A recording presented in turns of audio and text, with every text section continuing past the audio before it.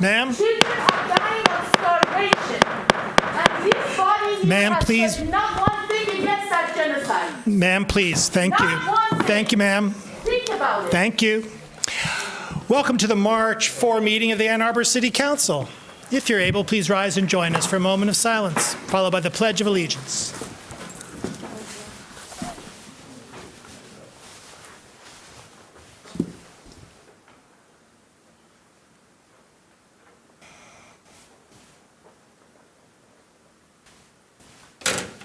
I pledge allegiance to the flag of the United States of America and to the republic for which it stands, one nation, indivisible, with liberty and justice for all.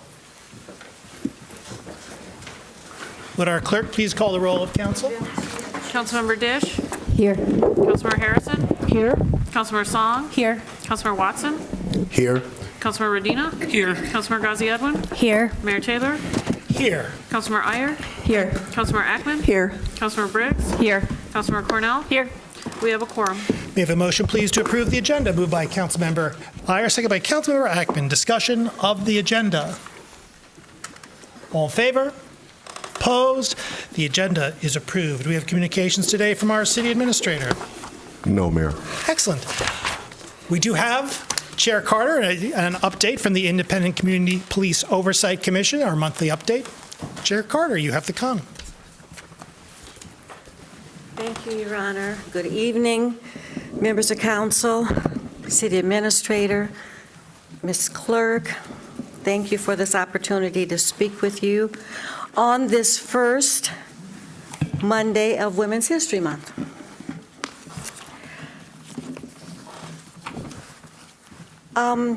As you know, we had the traffic study last year, Dr. Karpiak and the researchers from Eastern Michigan University, and we're aware of those findings. And then you passed the driving equality ordinance, and ICPOC is very interested in trying to determine if the ordinance makes a difference.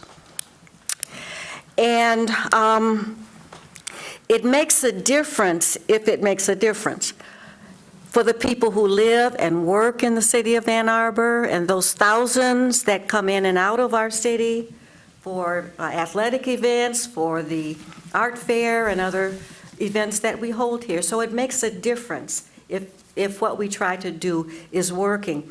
Back in 2022, ICPOC, as well as the Human Rights Commission and the Transportation Commission, all sent resolutions to this council. There were resolutions requesting that certain data be collected and periodically provided to ICPOC.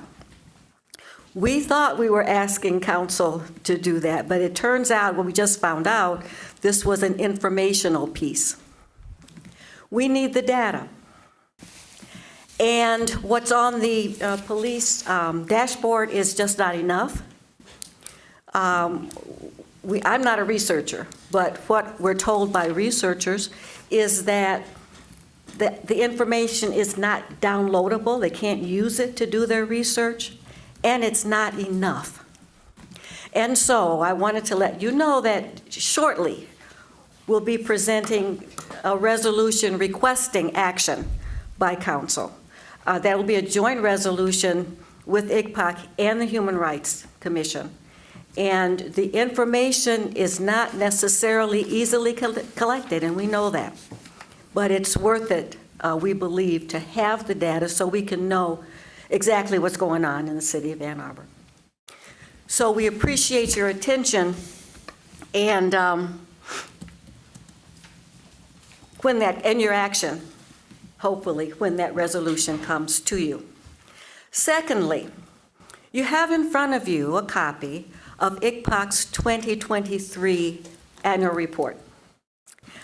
And I hope that you will, at your leisure, take a look at it. But right now, I would ask you, please, to turn to page 6. On page 6, you see a chart. There's a chart and a graph.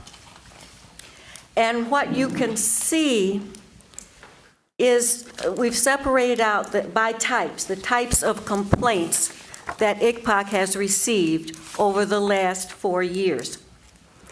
And by the way, the report will be on the website. It's going to be widely available. And if anyone believes that we should be typing a different way, we're very happy to listen. This is our first time trying to get this information out in this manner. But what I'd like you to see is that fully 41% of the complaints that came in to ICPOC are of one type. And if you look back on page 5, you'll see the types are described, the types of complaints that we get. And I'm going to read complaint type 1. Allegations that inappropriate language or actions were used by officers. And these are words that from the complaint: rude, unprofessional, aggressive, berating, profane, inappropriate, untruthful behavior. That's fully 41% of the complaints that we receive. Why is this important? Why do we think this is so important? The other day, I read too much stuff like this, but there's a study that was put out. One of the authors of the study is a researcher, professor at University of Michigan, and it's called Language from Body-Worn Camera Footage Shows Racial Disparities in Officer Respect. Routine traffic stops are not only common, they are consequential. Each an opportunity to build or erode public trust in police. Being treated with respect builds trust in the fairness of an officer's behavior, whereas rude or disrespectful treatment can erode trust. Those are things we really already know. It didn't take the study to tell us that. The study also found, it says, we find strong evidence that utterances spoken to white community members, and this isn't Ann Arbor. We find strong evidence that utterances spoken to white community members are consistently more respectful, even after controlling for contextual factors such as severity of the offense or outcome of the stop. Goes on to say, regardless of cause, we found that police officers' interactions with blacks tend to be more fraught, not only in terms of disproportionate outcomes, but also interpersonally, even when no arrest is made and no use of force occurs.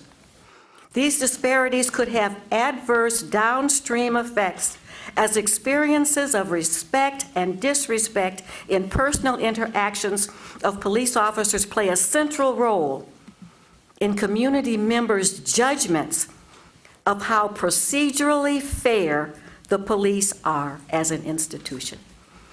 We want to bring about fairness and the perception of fairness, and that everyone be treated respectfully. We have several recommendations that we are, and we're looking forward to working with Chief Anderson and with council with regard to these recommendations. We ask you to please take a look at them. Recommendation number 8 on page 8 deals with this specific topic. And it says, it is recommended that all officers undergo ongoing documented training in the areas of de-escalation, dealing with persons with disabilities, communication with the public, and cultural sensitivity to relate to our diverse population. So we're going to be asking for training. We know it's going to cost. And that's why we bring it to you in this form. We know it's going to cost, but we believe that we need it. Members of council, we, unfortunately, in my opinion, we live in an era where important folks have put forth the notion that mugshots and gold gym shoes Gold sneakers are of high value to certain portions of our community. Now, when you start off with that perception of folks, what other perceptions are out there? We need to train folks. We need to have cross-cultural training. And again, it's going to cost. And that's why we've put it in one of our recommendations. Here in Ann Arbor, we don't want any preconceived or ill-conceived perceptions or prejudices to interfere with the respectful and kind treatment of all persons. And we are asking for kindness. We don't believe it's the same as weakness or softness. There's a saying going around these days, I know everyone has heard it. They said, in a world where you can be anything, be kind. And so that is our report. I do hope that you take a look at the full report from 2023. Let us know if you think next year we ought to do any changes. If there are anything that you believe are incorrect, let us know that. We will try to correct anything that's incorrect.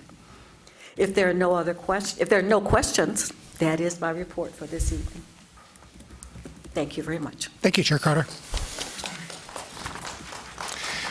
We now come to public comment reserve time. Public comment reserve time is an opportunity for members of the public to speak to council and the community about matters of municipal interest.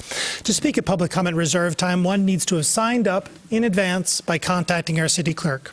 Speakers both here and online will have 3 minutes in which to speak, so please pay close attention to the time.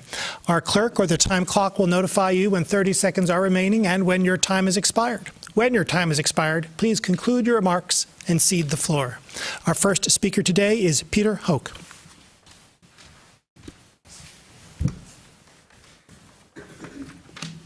Hi, Mayor and council members. Thanks for the opportunity to speak tonight.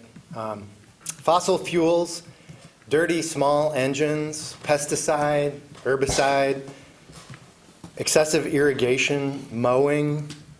If you vote yes tonight on DC2 for the golf carts, this is what you are voting to perpetuate. A yes vote also continues to send the message that access to two of Ann Arbor's premier green spaces should be limited only to golfers. Is this really the vision that we have for Ann Arbor?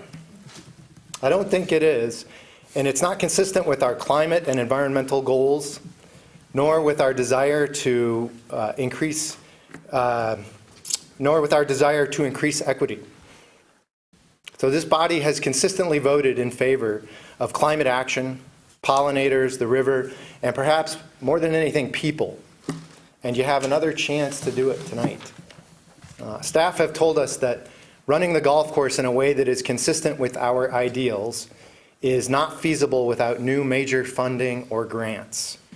If the only way to run these golf courses is with dirty, small internal combustion engines, then why are we doing it? There are other courses for the golfers of Ann Arbor to use, including 3 within the city limits and 10 within an 8-mile radius of downtown. The city does not need to run golf courses. It's okay to vote against golf tonight because it's a vote in favor of the pollinators, the wildlife, and the river, and in favor of our climate action goals, and in favor of the people and the families who will use this new parkland for walking, hiking, jogging, soccer, birding, picnicking, et cetera, et cetera. Without golf, these could be amazing parks that anyone can use. Imagine the residents in Arrowwood and on Pontiac Trail walking to Kroger and the library branch. It would be half the distance that they have to walk today when they go around the golf course. Please don't lock us into another 5 years and $840,000 for golf equipment. Please vote for the environment and for access for all. Please vote no. Thank you. Thank you. Our next speaker is Alan Haber.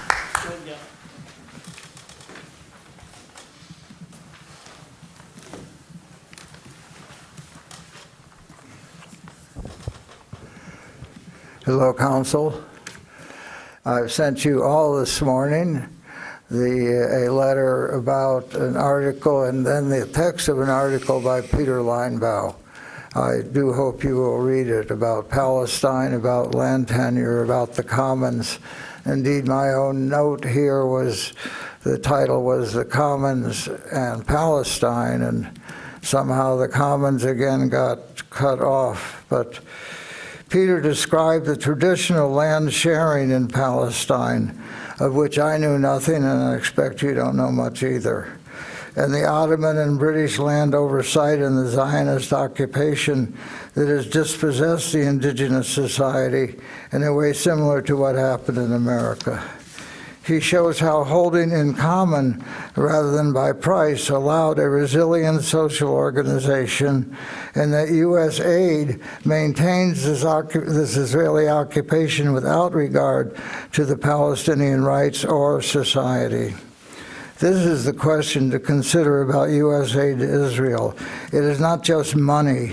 It is money destroying Palestinian society, quite apart from what is going on in Gaza, which is horrendous enough. Kathy Griswold once proposed a community discussion on Palestine when she was a council member, and from which the council quickly distanced itself. But now, in current time, this council has entered the discussion with a resolution, and the city board has entered the discussion, encouraging discussion, and perhaps it is time to return to the question of Palestine and Ann Arbor tax dollars supporting the Israeli occupation and the current war. In aggregate, I figured once about $22 per person, even babies, per year from everyone in Ann Arbor goes to Israel. We should seek a more just situation before we give acquiescence and complicit silence to what is going on in the destruction of Palestinian social structure, besides other indignities. But even more, Ann Arbor, you should read about Palestine and Native America and seeing what the commons would mean in our city of networks and cooperation and mutual aid around the center of the city public land, extending out in all directions into community. For 5 years and 4 months, the City Council and staff and DDA and your antecedents have blocked the realization of the people's very simple vote to create a central park and civic center commons in the center of the city. I hope you will read Peter's counterpunch. Your own stark refusal to recognize the commons should bring shame to your faces. For that, I'll look at you. And maybe you've never looked at it this way, but get the cars off the library lot. Thank you. And open a discussion on Palestine. Thank you. Really. Our next speaker is Valerie Snowden.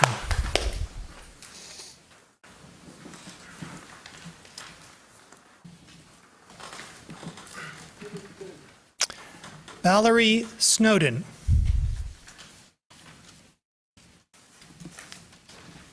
Mayor, the caller is supposed to be in person.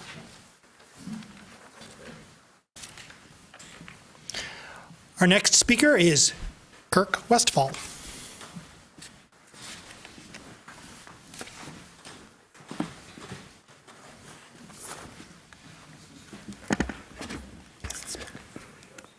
Good evening, Council. On September 14th, 2022, at approximately 8 a.m., a driver stopped in the right lane of a 4-lane boulevard in San Mateo, California. She saw that a man had activated the flashing pedestrian signal, and he and 2 small children were waiting to cross. But as many of us know, one driver stopping in a crosswalk doesn't guarantee that drivers in the other lane will stop. This is called a double threat. I'm going to show you warning footage of a near miss here. So at that moment, a teenage driver sped past the stopped vehicle at a high rate of speed, just as the young daughter went slightly ahead of the group and rode her scooter into the left lane. The passing driver struck the scooter with his SUV, tearing it out of her grip, but miraculously missed hitting the girl by a matter of inches. Had this happened just 1 second later, the story would have had a different ending. In news interviews, neighbors reported having contacted the city repeatedly about near misses at this crosswalk, but the city did nothing. This time, the city immediately closed down in the outer lane of the 4-lane boulevard with flex posts. Although framed as a temporary measure by the city, the lane closure remains in place today. So why did the San Mateo city manager act this time but not before? Obviously, it's because the stop driver happened to have a dash cam that captured the near tragedy, posted it, and the video made the rounds on news channels and social media. How much did it cost the city to close down this lane? Hardly anything. No studies, no consultant, no waiting in line for the CIP. They just did it because the danger was made publicly and embarrassingly obvious. One of the stated reasons that you unanimously passed the commitment to evaluate reconfiguring all of Ann Arbor's multi-lane roads is that you recognize that multi-lane roads are inherently dangerous for all users. We have national and local data that says this over and over. We have data that shows how crashes and injuries drop immediately when our public right-of-way is used in a sensible manner. My hope was that our commitment to Vision Zero, the 2025 deadline to end injuries and fatalities, and the passage of the reconfiguration directive would make it clear to city leadership that we don't need to study these things anymore, we need to take action. And yet we're hearing warnings from staff that each of these reconfigurations will somehow require a large study and cost a lot of money that we don't have. I think this is an incorrect and a dangerous position. I think of the Healthy Streets Initiative and how quickly that was implemented. And that was at a time when there was some fear that outdoor transmission could take place. That turned out to be largely untrue, but it was worth doing just in case. The difference with multi-lane roads is that we do know that injuries happen from leaving our streets the way they are. Let's fix them now. There are a lot of things that we can't control about car use in this country, but we do have the tools to stop road injuries in our borders, as other cities have. And that means the responsibility ultimately rests with you. I'm asking you to take the 2025 deadline seriously and reject the notion that expensive studies need to be done for every project. Thank you. Thank you. Our next speaker is Mojan Shavabi-Asafani.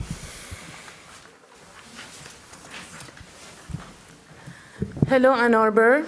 To the speakers before me who asked for this assembly to be kind, I have to only remind you that it's 150 days of a genocide in Gaza with 100,000 people killed, missing, or under rubble or injured.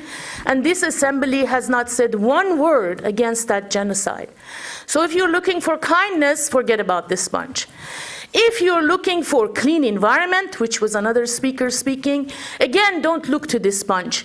Because I have been watching and protesting their complicity in keeping our environment clean for 22 years, and they will every time vote for a dirtier place. They do not clean up our waters.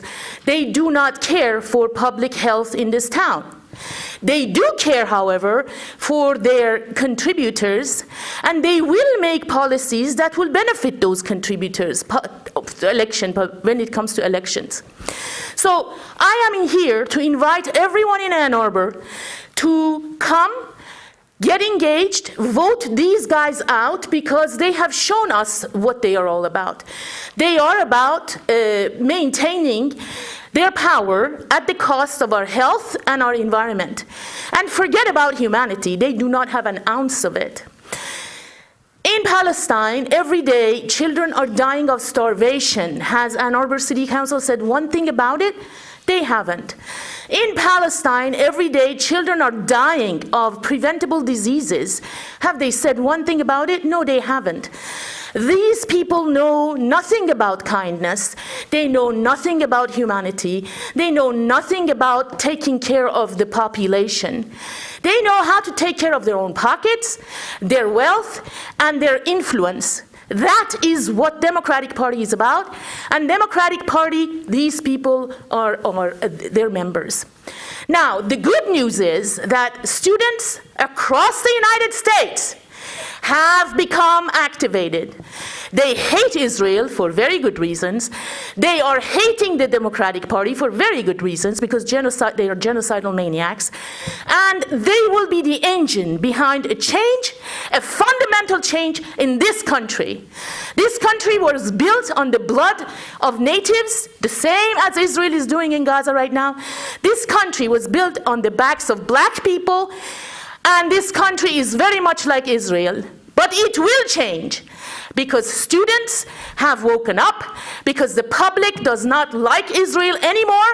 They want to cut off the military and all kinds of aids to that genocidal, sick state, Nazi state that's Israel. Now, we can't do that with people like this. These people are themselves racist, and they cannot deliver it. Thank you. I invite people of Ann Arbor to vote them out. unseat them. Thank you. And bring human beings here so they can do the work Thank that's you. necessary. Come, get involved and vote them out. thank you. Your They are time has inhumane and they should be kicked out. Ma'am, your time has expired. Thank you. Our My next time speaker has just begun, is, Mr. Mayor. thank you. My ma'am, time has just begun. Thank you very much. This genocide has to stop. Thank you very And much. you are complicit. Thank and you, you will ma'am. pay for it dearly. Ma'am, you are disrupting, Point of order, Mayor. please. We regularly see disruptions, and we have council business to do. And when one particular individual continues those disruptions, what is our policy on moving forward with the business of our meeting? We will review that in council rules. Our next speaker is Kathy Griswold. Good evening, yes. Most of you have seen this diagram before, but I'm just bringing it forward one more time. King School is on the north, St. Paul School is on the south. These are public walkways. Why we are debating public walkways, I don't know. But I have an idea. And so I would like to address my comments tonight to Mayor Taylor. Mayor Taylor, who I worked with for 4 years. Mayor Taylor, who I've talked to for many, many years, advocating for pedestrian safety improvements. We do not fund operations the way we should. We don't have feedback loops. We have projects. We have many projects. And before we're even done with the project and we've evaluated it, we've gone on to another project. So I'm asking that you please adequately fund operations, especially transportation operations, in the upcoming budget. Because if we had an operations manager for transportation, I think they would know that we have dozens of public walkways throughout our city. Those public walkways were all documented in little booklets that were available for every elementary school. However, this was done before computers, unfortunately, and so we don't have that captured. But I'm still looking for it. We also have private walkways that are used by the public to get to places. We need to document those, and we need to get easements for them.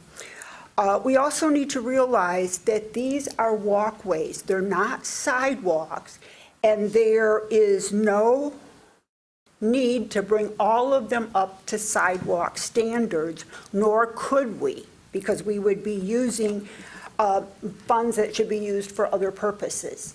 So let's find out exactly what we have. Let's fund the operations, and let's try to reach Vision Zero. Quickly, we need to optimal illumination. I talk about it over and over again. We need to enforce the ordinance that says you need to trim your vegetation on corners and over the sidewalk and over bike lanes. There is some positive news, A2 Fix-It. Someone is actually updating it today. They closed 5 tickets from 2015. We're making good progress. Keep it up. Thank you. Thank you. Our next speaker is Blaine Coleman.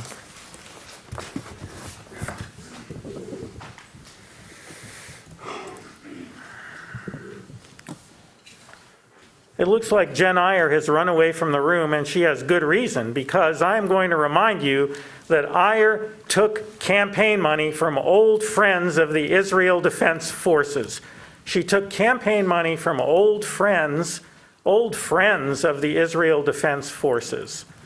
And as you all know, the Israel Defense Forces is a genocidal, racist body which has already murdered at least 38,000 Palestinians. God knows how many are buried under concrete where you can never find them.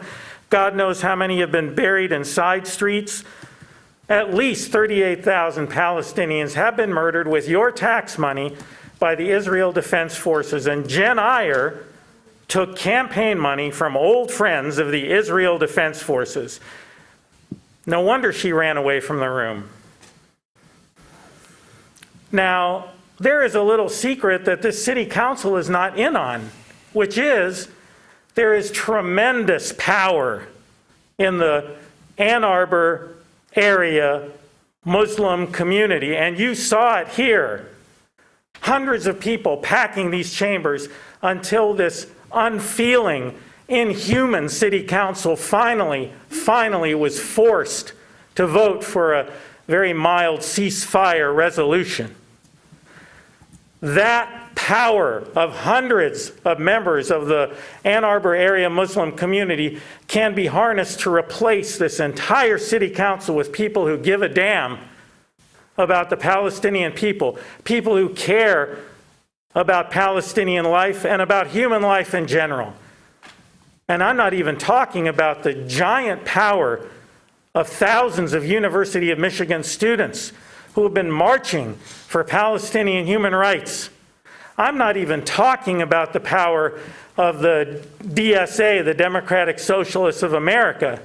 I'm not even talking about the power of the Jewish Voices for Peace or the power of Students Allied for Freedom and Equality on this campus, SAFE. The power of these groups who have been publicly marching and publicly mobilizing for Palestinian human rights, if it all came together in these council meetings, it would force this unfeeling, inhuman council to approve a resolution against military aid to Israel.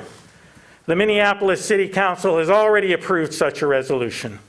The Richmond, California City Council has already approved such a resolution.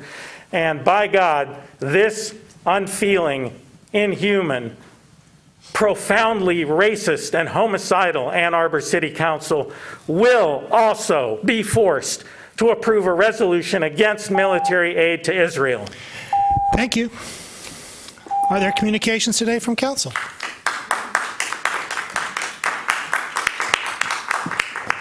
Councilmember Song.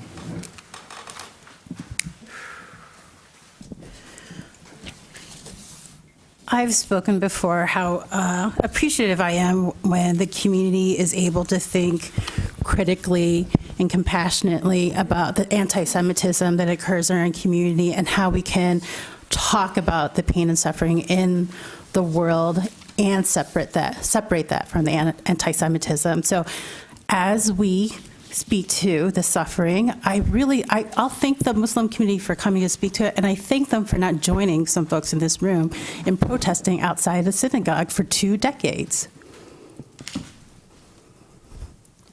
It should be a lonely endeavor. I wish it wouldn't even be an endeavor in our city, where time and time again, every Saturday, where generations of Jewish children have to come of age and tell community members who come from outside of Ann Arbor, do not engage with the protesters that's outside of our house of worship, or when synagogues have to fundraise for safety concerns around this. So, yes, speak to the pain and suffering in the world and what's going on in Palestine, but I hope I do not see you marching alongside some of the folks in this room who insist on this does not happen outside the mosque. It does not happen outside of any other house of worship in Ann Arbor except for the synagogue, to our community's shame. Let me move to more lighthearted news, and if we're going to talk about community commons and how we fund community commons, the Ann Arbor Skate Park will have a fundraiser at the end of this month. It's a skate park auction. So thank you to all the artists, the children across generations who contribute their artwork and time and energy to help fund All Girls Skate, which is a program that has occurred for, I think, the past 5-6 years since we've had this, where volunteers come out and teach girls to skate. So I encourage you to come and take a look at the skateboards and participate in supporting a very popular programmed community park. Further communication from council. Councilmember Ghazi Edwin. Thank you, Mayor. You know, I want to say something really quick about some of the comments that Dr. Majgan made. I am from the Muslim community. I grew up in the Muslim community. The divisive rhetoric and sideshow that she and Blaine put on in these chambers is unacceptable. And it has been racist, and there are times where it has been anti-Semitic. I remember growing up and having people protest outside of the mosque against Iraq. Does that make any sense? A political body or regime has nothing to do with a religion, and the two need to be made separate. But I resent that you come here pretending to talk on behalf of a community that is not a monolith. And we have said something here. And if you really cared about this issue, you would go and take political action at the state or federal levels of government, where there are people there who actually vote and make these decisions. And instead, the performance continues and revolves around Dr. Majgan's self-serving campaigns each election cycle so that she can be elected to city council. What she's done is divisive, and it's bad for our community. And I know many who strive to disassociate herself from both of you. Councilmember Watson.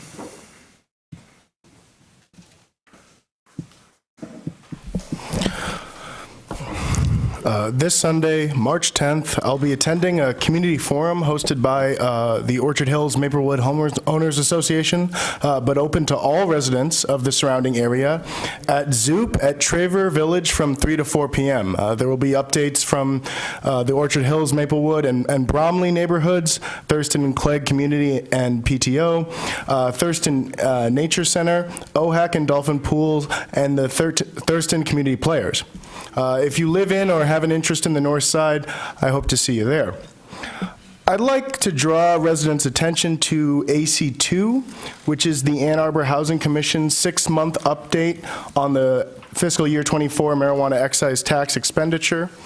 Some highlights of what we've achieved with this program, and many of those were from council budget amendments.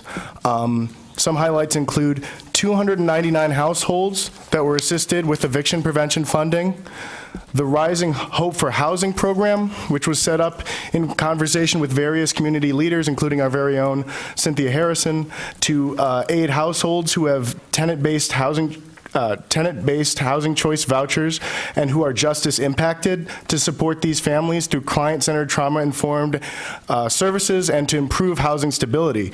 This program helped 15 households per month and continues to grow. And there were also grants to 11 organizations for low-income youth services. I really encourage people to look through the report and the agency-specific reports. This shows how much positive good we can do in the community through the marijuana excise tax rebate. Further communication from council.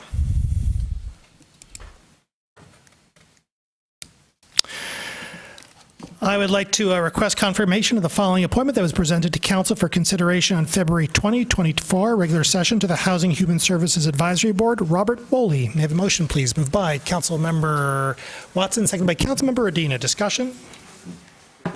All in favor? Opposed?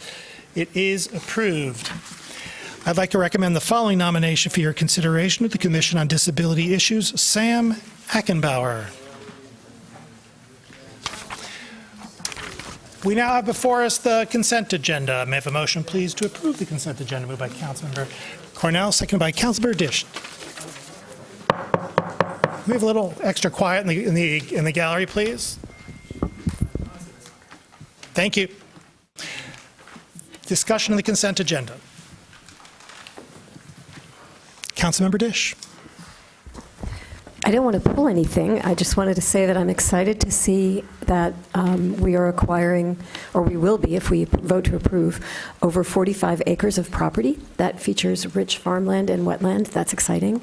And I'm also very excited to see that we're approving a construction contract for the renovations that will enable Supportive Connections to move over here to City Hall and be in a properly furnished space with some windows where people do not need to enter the Justice Building to have support for being deflected from that system. So that's really exciting. Further discussion? Councilmember Ackman. I wanted to express my gratitude to U of M for not scheduling their spring game the same weekend as Hash Bash this year. So I was happy to see the Monroe Street closure that's associated with Hash Bash. I remember last year at this time, there was quite a bit of consternation about our ability to provide emergency services and plan for that. So happy to see it. Further discussion? All in favor? opposed? It is approved with 11 council members present, all voting in the affirmative, thus satisfying the 8-vote requirement with respect to CA1, CA2, CA3, CA13. That is all. We now come to a set of public hearings. Public hearings are opportunities for members of the public to speak to council and the community about the specific subject matter of the public hearing. To speak at a public hearing, one need not have signed up in advance, but your speech must relate to the subject matter of the public hearing. That is to say, the agenda item to which the public hearing relates. Speakers in all instances, in-house and online, will have 3 minutes in which to speak, so please pay close attention to the time. Our clerk or the time clock will notify you when 30 seconds are remaining and when your time has expired. When your time has expired, please conclude your remarks and cede the floor.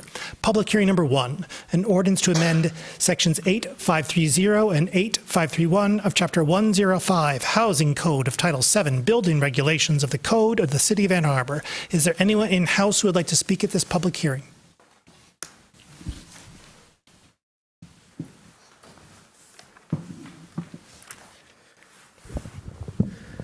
Good evening, Council. My name is Zachariah, and I am a resident in Ward 2. I'm here as a renter, of course, and as a member of the Ann Arbor Tenants Union. And I'm here to support the amendment to 8530 and 8531, also known as the Early Leasing Ordinance and the Right to Renew.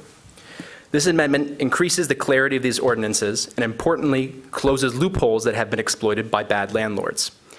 Namely, the early bird special loophole, which is in effect a retaliatory rent increase against tenants that dare to exercise their rights. I want to thank all the sponsors of this amendment. One of the biggest successes of these two ordinances is the near elimination of non-renewal of leases as retaliation against tenants. I've spoken to many tenants about this, and thanks to these ordinances, there are many tenants who have felt secure enough to demand repairs from their landlords, to submit complaints with rental housing services, and to organize with their neighbors. Before, tenants were very frightened of non-renewal as retaliation, as I mentioned. This amendment will strengthen these important ordinances and should be passed. However, there are other pressing rental problems that are not addressed in this amendment. In particular, bad landlords who have been charging prospective tenants waitlist deposits for occupied units. As you all know, this is a growing problem in our city. So if a tenant right now is looking for a place to live in the city of Ann Arbor, they are now being asked to pay hundreds or even thousands of dollars to secure a spot on just a wait list. In one case, we found that campus management, which actually their office is right next door, is currently charging tenants $6,745 for a 2-bedroom apartment. Now, campus management actually has had wait lists for over a decade, but the new development is that now they charge for it. No guarantee, there's no guarantee that comes with that the tenant would get the unit. And landlords have different names for these agreements and the deposits. Some call them reservation fees, others call them waitlist fees, some call them options or holding fees. Across the board, they are all wrong, and they should be banned. Many of these bad landlord practices are possible because of a lack of regulation. That's a reality that I hope that you'll continue to change. But also because of the housing shortage in our city, as I know you all are all aware. And that's the core issue, and I'm grateful that you all are committed to addressing that shortage through various policy approaches. And in that same vein, I want to express support for the zoning changes proposed by the Intercooperative Council. Student co-ops should be brought into compliance with zoning rules by amending those rules. The ICC provides a model for affordable housing, currently mostly for students and younger residents, but with this council's support... Sir, the comments need to hew to the item. Okay. Very well. I hope you will pass this amendment, strengthen tenant protections, and work to ban exploitative rental junk fees. Thank you. Thank you.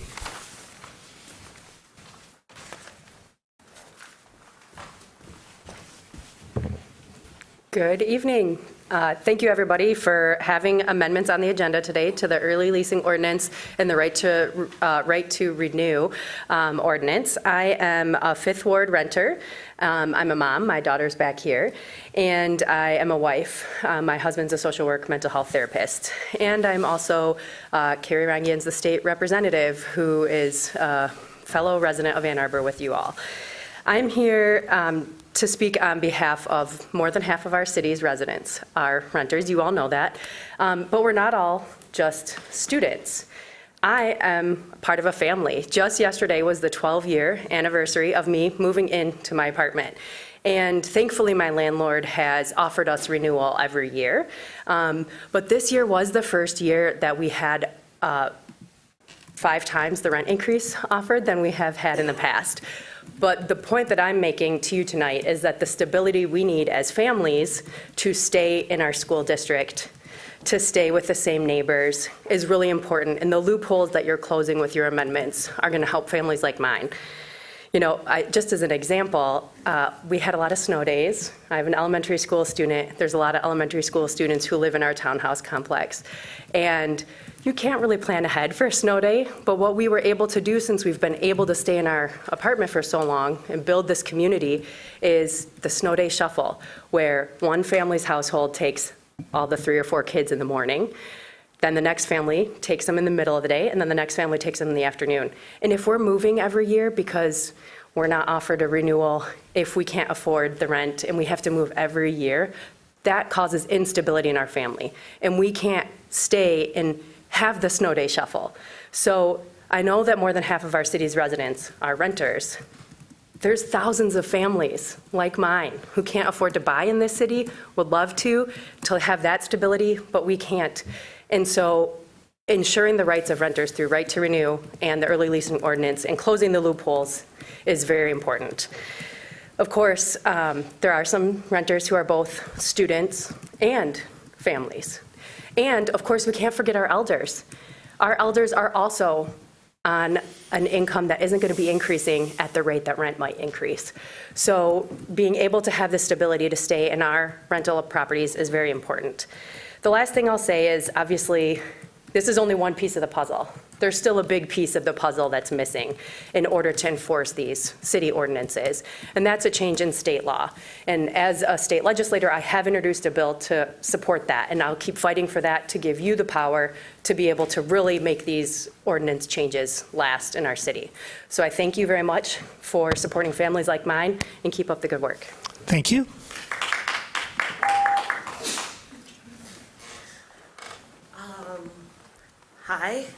Hi. My name is Lauren. I also live in the 5th Ward. I am not a student, and I'm not even from Michigan. I just ended up here, and I liked it a lot more than continuing to move around. But what I'm finding that I don't like is how easily landlords are able to manipulate renters by using the student population and the international student population and kind of the transient workers that come to this town because of the university against people like me who just want to make a home here. So I do urge you all to vote on closing these loopholes, amending these systems that you already have in place, and fighting more for tenants' rights, whatever that means, so that people like me can live here and save and maybe be able to buy one of these houses someday. Maybe get another dog, but at this time, one is enough. But I just want to also reiterate what my fellow people from the Ann Arbor's tenant unit said. So thank you. Thank you.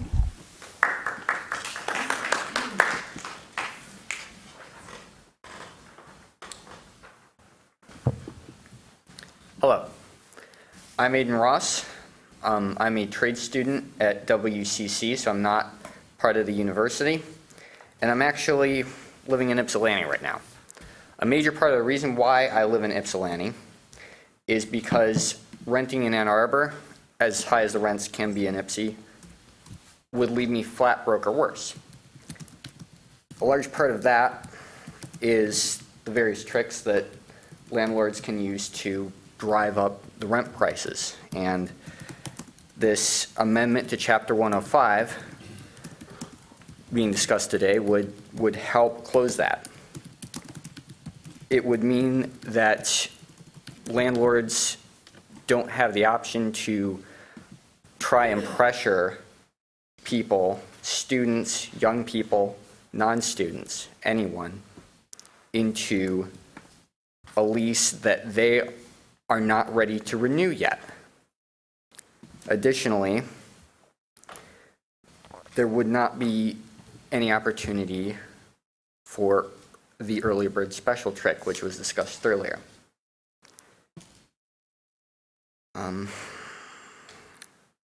This would be a huge thing.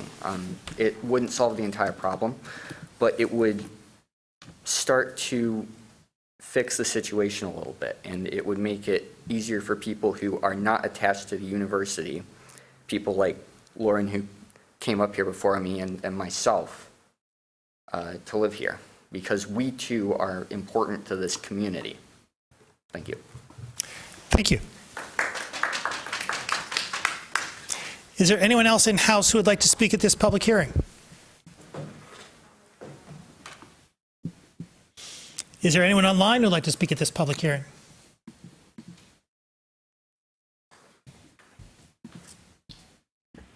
Caller with the phone number ending in 833. And press start. Go ahead. Hello, my name is Elliot Brannon. I'm a renter in Ward 3, a medical student, and I was the GEO housing chair during the passage of the original early leasing ordinance. Today I'm speaking in support of Amendment 8530 and 8531. Through my work over the years with the Ann Arbor Tenants Union, IPSI Tenants Union, GEO Housing Caucus, Washington Camp Outreach Mission, various tenant associations, and housing commission meetings, I've seen the need for increased tenant protection again and again. I've also worked with the Washington County Health Department, and during their recent community health assessment, housing stability as an issue came up again and again.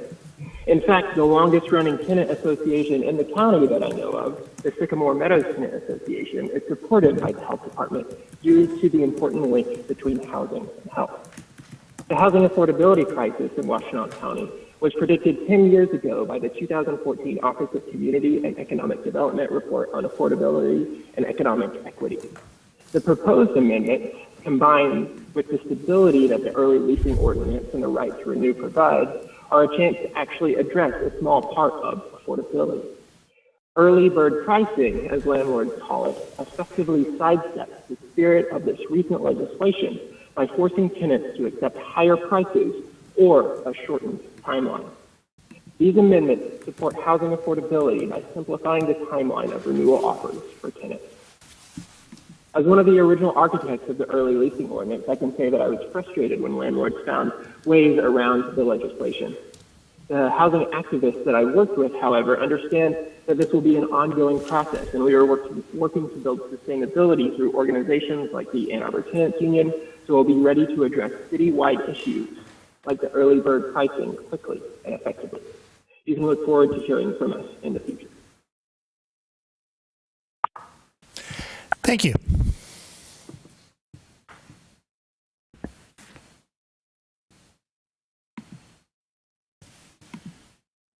Mayor, I don't see any other callers on the line with their hands up.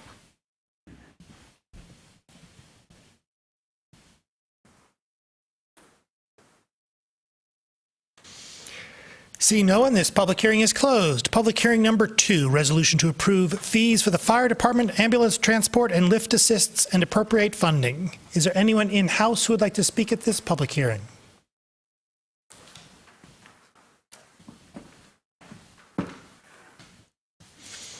Is there anyone online who would like to speak at this public hearing?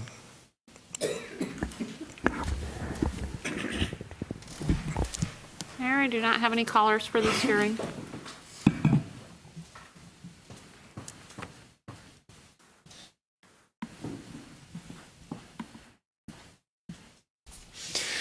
Seeing no one, this public hearing is closed. Public hearing number 3, resolution to approve fees for the fire department, ambulance transport, and appropriate funding. Is there anyone in-house who would like to speak at this public hearing?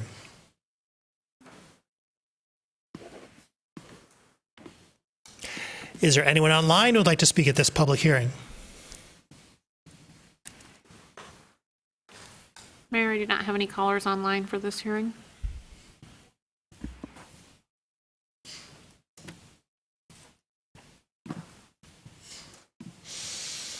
Seeing no one, this public hearing is closed. We have before us the regular session meeting minutes of February 2024. May I have a motion, please, to approve these minutes? Moved by Councilmember Watson, seconded by Councilmember Radina. Discussion of the minutes. All in favor? opposed? The minutes are approved. B1, an ordinance to amend Section 8530 and 8531 of Chapter 105 Housing Code of Title 7 Building Regulations of the Code of the City of Ann Arbor. Moved by Councilmember Adina, second by Councilmember Harrison. Discussion, please, of B1. Councilmember Adina. Thank you, Mayor. I spoke at length about this at our last meeting during first reading. I don't have a lot of additional information to add beyond that, but I do want to thank the Renters Commission again, Chair Farah, who's here tonight, and members of the community who continue to advocate for these changes and continue to uplift the things that we still have to do after this. This is an important change that we're making tonight that will strengthen tenants' rights here in Ann Arbor, but it's not the end of that work, and so I just want to make sure that we keep that focus in mind. And I also really just want to, I've had conversations also between the last two meetings with the Washington Area Apartment Association, and I think there's also some acknowledgement there that that community is not a monolith in this conversation.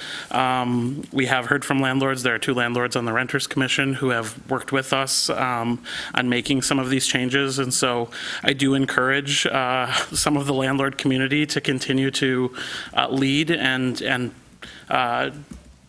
really pursue the same goals that we all have for the city, which is to make sure that our tenants have stable and affordable housing and not to try to take advantage of tenants. We know that that's not everyone's goal. And unfortunately, we are, in most of these cases, being required to legislate to the worst actors. And so I just think that this is an important step toward reestablishing tenants' rights, reestablishing the intent of this law, and making sure that we can strengthen our enforcement mechanisms so that that tenants actually have the ability, and as we heard tonight, the courage really to be able to stand up for themselves in these situations without fear of retribution. So thank you, and I look forward to this passing. Councilmember Briggs. Yeah, thanks. I too spoke to this last time, so I won't speak very long, but I just wanted to thank the Fifth Ward members who are here tonight to speak on this. These ordinance changes are here in part because of Fifth Ward community members who reached out to us and raised concerns about how much they were prematurely being pressured to renew their leases. So some of the renters that spoke out, reached out to us, were being approached just 3 months after they had moved into an apartment about renewing their lease, which was entirely contrary to what our ordinance was intended to do. So I'm glad to see that we're strengthening this, closing some loopholes. As folks have noted, there's a lot more to do, and I'm excited to see those changes that are going to be brought forward from the Renters Commission. Excited to support them because they're part of a big package, and very thankful for folks like Fifth Ward Renter and Representative Reinigans, who's going to be advocating for these changes that we also need to see at the state level to help us have a full set of tools to be able to support and protect our renters here in Ann Arbor. So thanks. Councilmember Dish. I just want to thank the Renters Commission and my colleagues for all their work on this, and if I could be added as a co-sponsor, that would be great. Further discussion. Councilmember Ackman. I also wanted to express my gratitude for people who came and spoke in support of this, especially the points that people made about stability really resonated with me. I grew up in a renting household and had the good fortune to not live in a community that had these tremendous pressures. And I can imagine being afraid to have to move your kids every year and change schools and the inability to build community. That's just so important for having a good experience of living here. So thank you for bringing those points up, and thank you to the people who worked so hard on this, very much in support of it. Further discussion? Councilmember Rodino.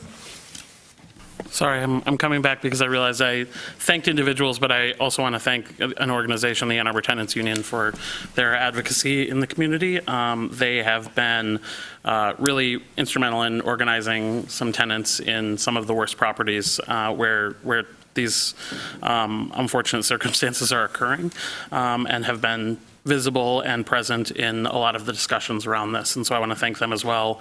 I also just saw them participate in a panel on this topic and affordable housing with Councilmember Harrison this weekend, and so I appreciate their continued advocacy and work with us to solve some of these problems. Councilmember Song. When I campaigned in 2020 and knocked on doors, one of the surprising reactions I had from residents who were unaware of the challenges that our renters face was maybe folks need to work harder in order to live in Ann Arbor. And I was really taken aback by that analysis, that somehow the folks who are here first worked harder, and that's what it takes to live in Ann Arbor. And we had to push folks to reframe the idea that our neighbors work very, very hard, too hard, for so much less, and that they are our neighbors. And I appreciate that reminder, and I hope that when you come here and speak to electeds who are already in favor of just housing, equal housing, housing access, that maybe, you can also speak to your neighbors who are single-family homeowners. I think, 70% of the city is owned single-family homes, and that you are the majority. So I thank you for that reminder here. I wish you luck joining us and reminding fellow neighbors beyond the chambers that you are here. You work very hard to be here, and we should find a way to make sure that you can stay here as long as you want to be here. Councilor Ghazi-Edwin. I just also want to express my thanks to co-sponsors of this, as well as all of you for coming out and your activism. I think as our city becomes more and more economically segregated, this is so essential for us to really make sure that there are strong tenant protections. I think helping to have housing for some of our workers that work at our businesses is so important. We have a huge commuter community, and it makes it really difficult for many businesses, I've been hearing. So I would also like to be added as a co-sponsor. Further discussion? Perhaps I would like to, of course, thank the growing body of co-sponsors and folks who brought forward this resolution. Thank the Renters Commission for their hard work, Chair Farah. Thank the Tenants Union, too, for their advocacy on this issues, and all other folks who have made it part of their mission to highlight what is in our community an asymmetry, and that is the power differential between landlords and tenants. Over half of Ann Arbor residents are indeed renters, and they are at a structural disadvantage when it comes to some of their most some aspect of their lives which is foundational to so many things, and that is to say their housing. We in Ann Arbor have a housing crisis. We are looking at it to help improve the supply at all income levels, to expand affordable housing. This is supported by our community. We have a strong and hopefully strengthening set of cooperatives here in our town who we want to do everything we can to assist and improve and expand. And then, too, of course, we have our renters. We know that we as a body have the ability to do some things in order to improve their lives a lot here in the city, and we're, I think, delighted to have taken that step, delighted to listen to the Rental Commission and others who understand best those dynamics and those needs. And I'm just glad that this government is taking real and active steps and eager to do more. Further discussion? All in favor? Opposed? It is approved. C1, an ordinance to amend Chapter 42, Open Space and Parkland Preservation of Title III of the Code of the City of Ann Arbor, moved by Councilmember Medina, seconded by Councilmember Watson. Discussion, please, of C1.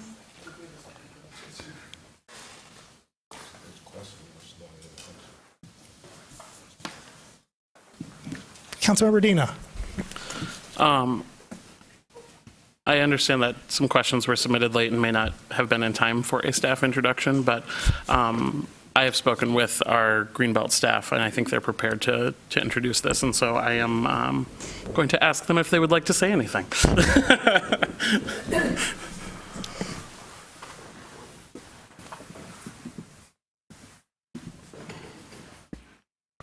Mayor, we have Rosie Donaldson and Remy Long on Zoom.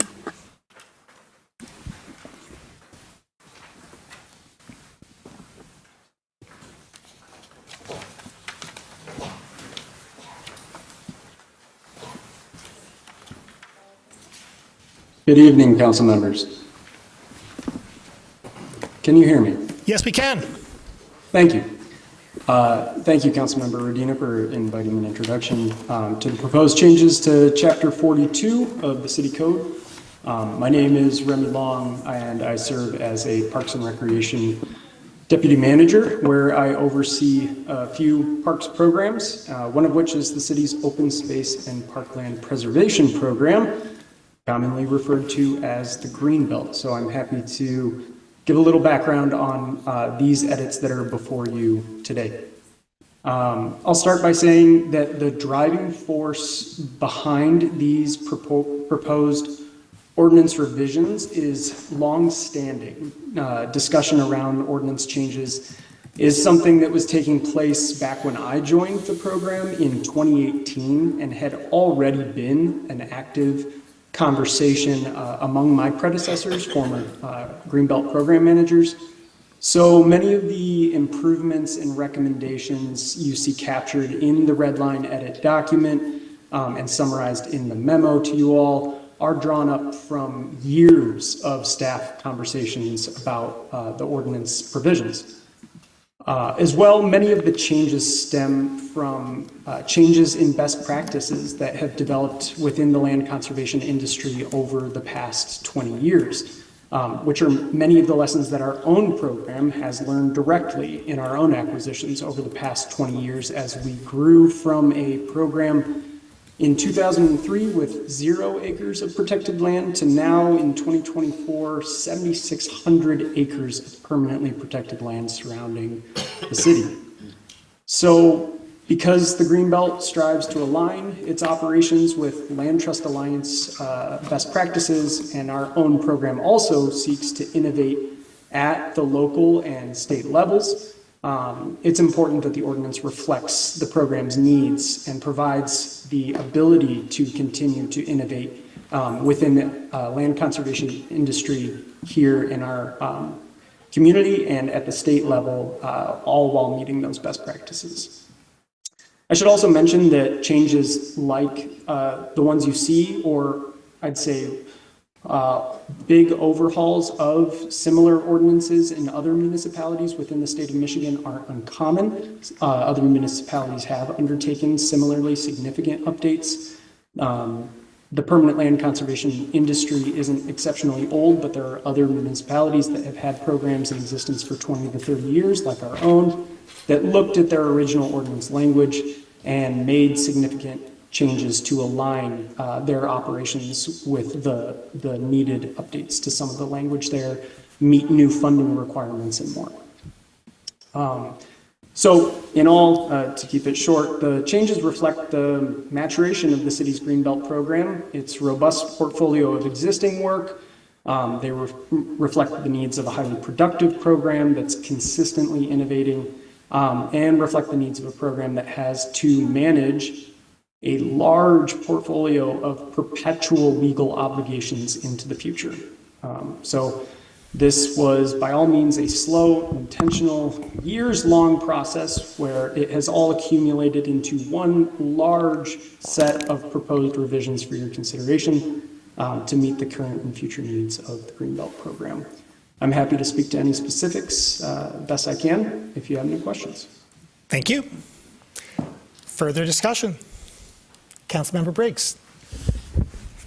Yeah, I just want to say thank you for providing that background. I think that's really helpful. There's this ordinance change is lengthy, and so it's challenging to interpret everything that's in there. I appreciate the memo that highlights all of the sort of major items that are changing in it.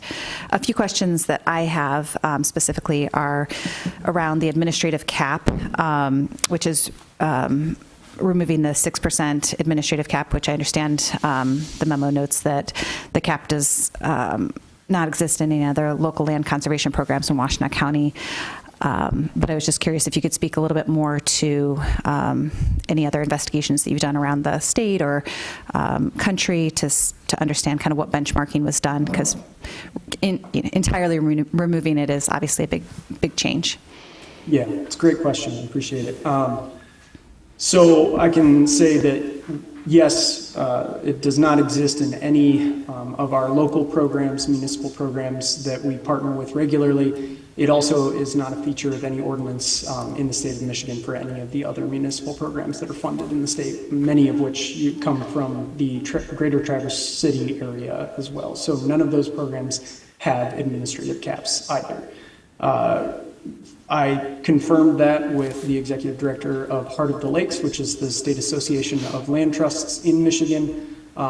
Their executive director also wanted to note that really in the conservation industry, you start to see funding caps implemented, not at the scale at which we're generating revenue. It comes more at the federal level, such as Land and Water Conservation Fund or NACA funds. Those are when you start to see a 10% administrative cap for hundreds of millions. Land and Water Conservation Fund is $900 million a year. So that's when those administrative caps come in. But the tenet that we all operate on for the municipal programs within the state of Michigan is that we have a high degree of variability in our programs. Suddenly projects become available and we need to act. And the variability of potential conservation easement violations and never knowing when those are coming, that high degree of variability has always dissuaded communities from implementing an administrative cap because they want to have the funds available to meet the needs of the program whenever they arise. Great, thanks. And then finally, this is more informational. In regards to the scoring criteria, the memo notes that the proposed changes shift the development of the scoring criteria fully to the Greenbelt Advisory Commission, which makes sense to me. And that's mean that there's a need to do that in terms of better aligning those potentially with our 820 goals and other city goals. That makes sense. One of the pieces that I've been thinking about in terms of acquisition of properties within the city is that I would personally like to see us shifting more towards acquisition of property, thinking about the development of linear park systems. And I'm curious how this, how the Greenbelt, if that is in alignment with the millage and any conversations that have happened within the commission to date, or if that. Yeah, another great question. So what the proposed changes do is align the development of scoring systems with the same set of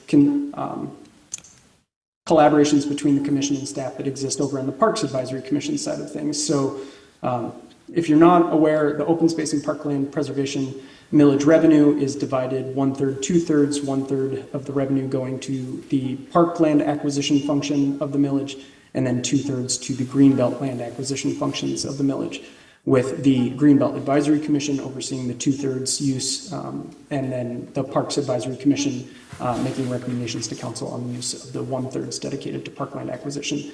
The ordinance did not specify parkland acquisition criteria. Rather, it does not name that at all and leaves it to the Parks Advisory Commission to develop that criteria and the scoring systems by which properties are evaluated. So in that way, the ordinance leaves open anything to consideration, and it goes through that process. And so now the Greenbelt side of things would become aligned with that same process. It was always reviewed by the Greenbelt Advisory Commission, but the scoring criteria itself was embedded in the ordinance and therefore was very difficult to update and bring in to modern times with new and emerging criteria such as water quality and carbon sequestration. So it does not exclude anything from consideration. It just aligns, I'd say, as open a door as the Parks Advisory Commission scoring system takes. It makes that similarly available to the Greenbelt side, if that makes sense. Thank you. Councilmember Watson. Just a couple other points. about the changes here. So one portion, is the boundary change to include the Huron River watershed, but those portions contained in Washtenaw County, because our city has an interest in the clean water and the water that serves the Huron River that we all use for so many reasons. But the Ypsi Township additionally was left out originally due to its urban character, but after conversation with township residents and officials, staff is hopeful that there is more opportunity in that area for the Buy, Protect, Sell program, which has the goal of supporting land-insecure farmers and preserving local farmland. Council has approved 2 Buy, Protect, Sell properties, and I look forward to this program growing and continuing to help more food be farmed close to Ann Arbor residents. I hope my council members understand that this was approved unanimously by PAC and also separately approved unanimously by the Greenbelt Advisory Commission. And this is going to be the 3rd time that this ordinance has been revised. Thanks. Councilmember Ackman. I wondered if I could ask a follow-up question regarding the administrative cap. So when it's been the case that when the administrative burden has been higher than the cap allows, what happens right now? Does it come out of parks funding? Does it not get done? Or how is that managed in the current ordinance? So the ordinance currently says that the millage, no more than 6% of millage revenue over the life of the millage can be exceeded. So year to year, we're able to exceed the 6% cap as long as on average we're staying under it over that 30 years. So with that, we've had variability of very low, I don't have the numbers offhand, but I want to say as low as, say, 3.5%, as high as 12.5%. And so as long as we're averaging to keep it under the 6, we're staying within the current ordinance guidelines. Got it. Thank you. Further discussion? Councilmember Watson. One more piece, and Mr. Long, I hope you can correct me or expand upon what I'm saying, but one change we're making is the 50-year provisions for people to essentially buy back the development agreements on these portions that have been donated, that have been added to the Greenbelt. But during the first 20 years, we haven't seen anybody use that 50-year, or haven't seen anybody use the option to reacquire, and also we've been acquiring properties in perpetuity rather than using a 50-year term. So those portions are going also because they were perhaps created to be in line with state statutes at the time, and now we're seeing those aren't as relevant. Does that kind of clarify when people are asking about the possibility, the portions that were included about reacquisition, I guess, or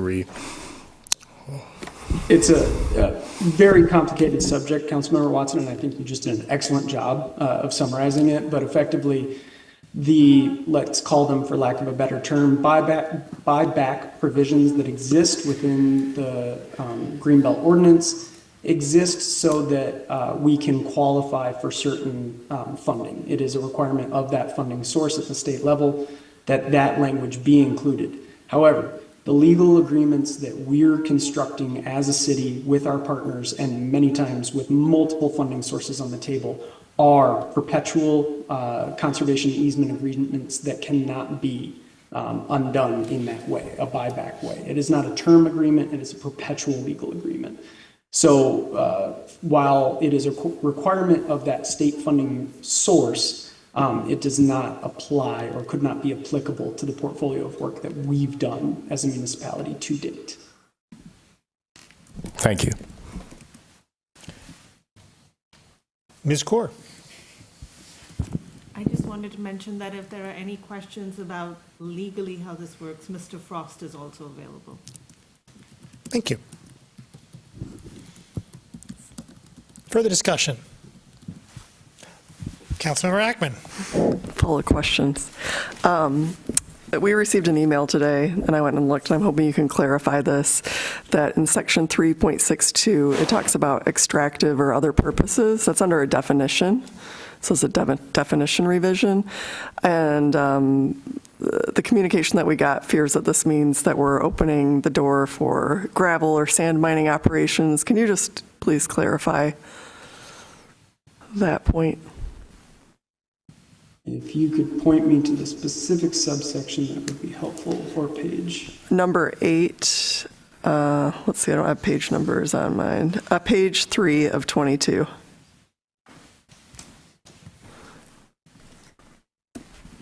If you do a control search, it just shows up. It's one place. Development rights, number 8. 3.62.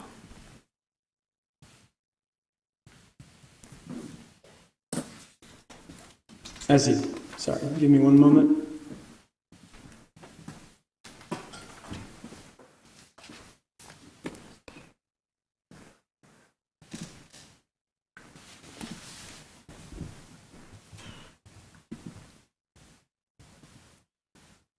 Remy, I'm sorry, I was transitioning in. Is this questions about the definition of development rights being changed?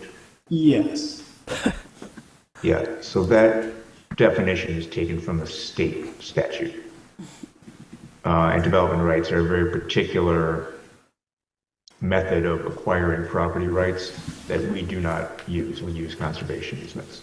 So those development rights definitions need to align with the state statute in order to be allowed to happen.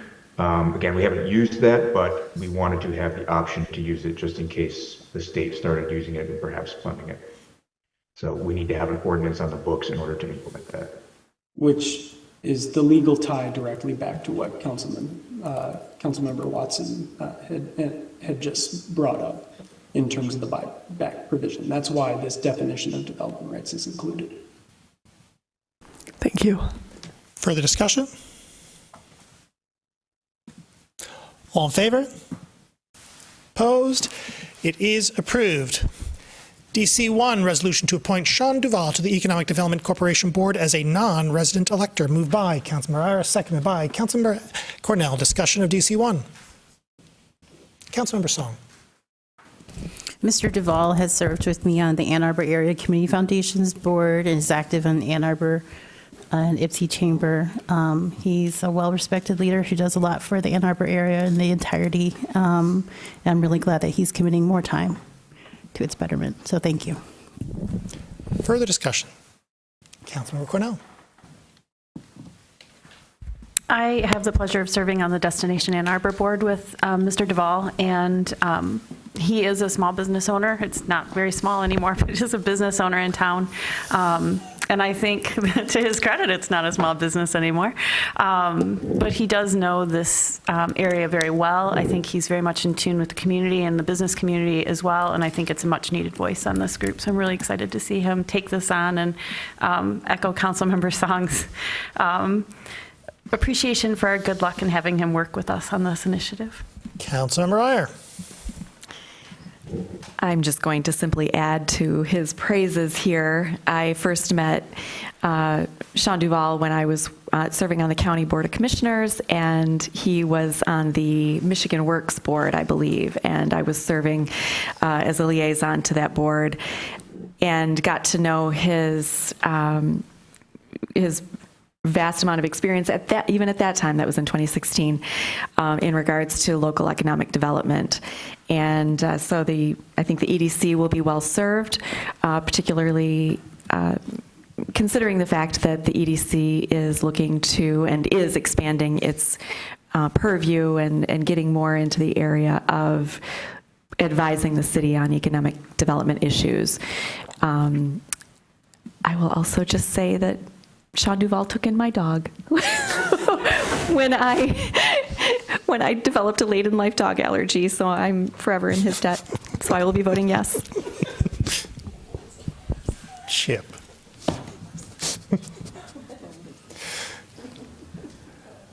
All those in favor? Opposed? It is approved with 11 council members present, thus satisfying the 7-vote requirement. Did I say all voting in the affirmative? I don't think I did. All voting in the affirmative. DC2, motion to reconsider the February 20, 2024 vote that defeated the resolution to approve a golf cart lease and appropriate funds for the purchase of lawn mowers. Moved by Councilmember Medina, seconded by Councilmember Watson. Discussion, please, of DC2. There's a question, I believe, for staff.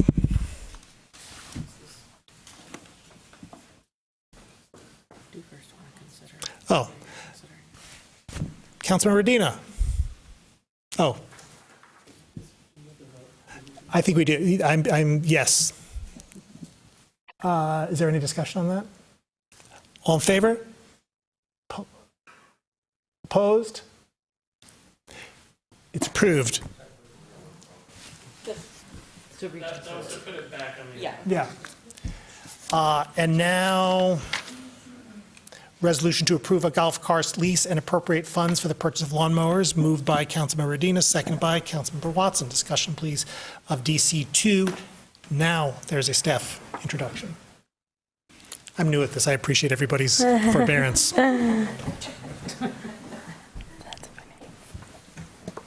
Everybody able to hear me? Yes, thank you. Yeah, we received 2 questions in regards to tonight's item. My name is Derek Delacorte. I'm the city's community services advisor. I have along with me Josh Landefeld, who is the manager of Parks Recreation, and one of our deputy directors, Scott Spooner. The specific questions tonight, the first one is, are leased vehicles subject to Green Fleet review? And if yes, why wasn't this lease? I can't speak for all leased vehicles and the response or their requirements as far as the Green Fleet. Golf course leases have never been part of the city's fleet operations. They're not managed by, depreciated through, or maintained by fleet or owned by. It's always been a separate entity through Parks and Recreation. I shouldn't say always, at least since I've been here over the last 10 years and certainly over the last lease. So it has not been part of the normal process for these to go through that process. It is certainly something we're talking about now and going forward. I would imagine most likely will, but previously has not. Question 2 is the staff memo notes that golf course revenue with carts is expected to be $1.9 million in 2024. Aside from golf course operations, inclusive of staff, carts, etc., how much of that revenue is expected to go into the park system outside of the golf courses? There's a desire to better understand the impact of golf courses being closed if gas-powered carts or a golf cart leases weren't in place for fiscal or next season. No, the revenue from golf courses barely, if at all, covers operations. We're usually at a break even. There's only 3 facilities and parks that actually make money on an annual basis. That's the liveries at Argo and Gallup, and the Leslie Golf Course does generate revenue above operations. Huron Hills, which is by design meant to be more of a family-oriented course. We don't serve alcohol at Huron Hills. The greens fees and the rates are kept lower intentionally to be a more inclusive, family-oriented operation. We do lose money at Huron. Between the 2 golf courses, we on average lose a little bit of money annually. The big concern is if we don't have carts, that the loss of revenue in any fiscal year would be so extreme that there isn't money in parks operation, other places to make up for it, nor do we want to request additional general fund dollars to cover that loss in operations. So the recommendation would come basically that there isn't enough money in the system to cover that loss. And that staff would recommend considering the closure as opposed to having to move money from other operations. So I will stop there with those answers, and obviously the 3 of us are here to answer any additional questions regarding the item. Thank you. Councilmember Medina. Thank you, Mayor.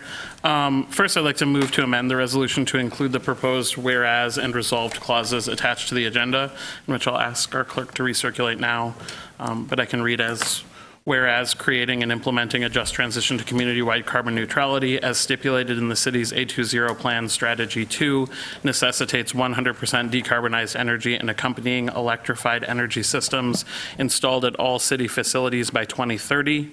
Resolved that the City Council directs the city administrator to provide a comprehensive review of Parks Department capital needs to the Parks Advisory Commission and the City Council, inclusive of a plan to transition the city's golf cart fleet to electric no later than the end of this lease agreement.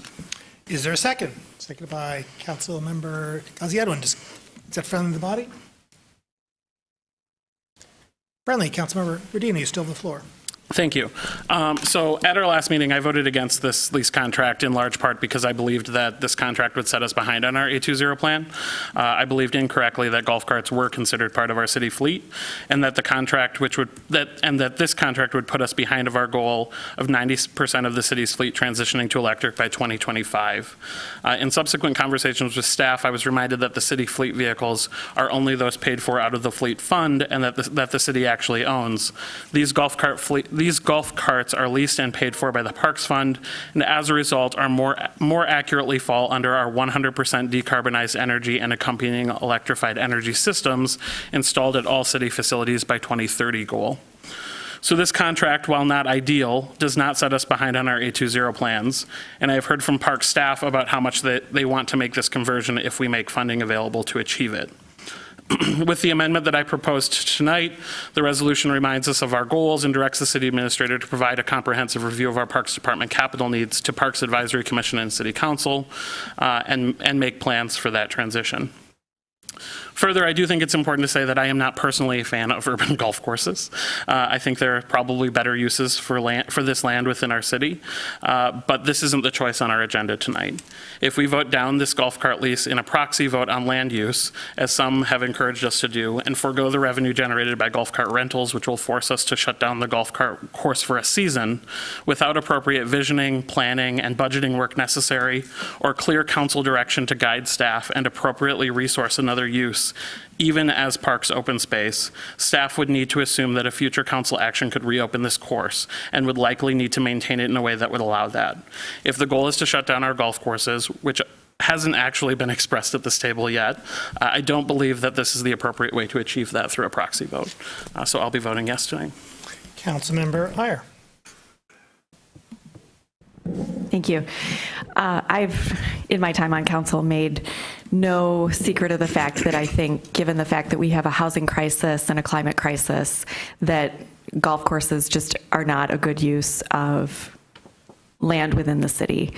The idea for me of voting for this golf cart lease for gas-powered golf carts and then layering in on top of it the idea that we are going to invest a lot of money in putting in EV infrastructure for electric golf carts in the future, therefore just increasing our investment in this land use that I think is completely contrary to everything that we say we stand for up here.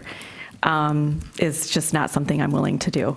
And if that means we kind of throw things in disarray for a minute, I'm okay with that. Sometimes that's the best way to get things done. So just under no circumstances can I vote for this tonight. Councilmember Cornell. Thank you. I am a little frustrated that really nothing is different from the last time that this came before us. I would have liked to have seen some consideration around the GPS units and whether or not that could be money used to, I guess, keep the golf courses open. I mean, we're renting golf carts and we can't pay for the golf courses. Seems really strange to me. I think when you look at the environmental impacts, I mean, I serve on the board of the Ecology Center. I ran on an environmental platform.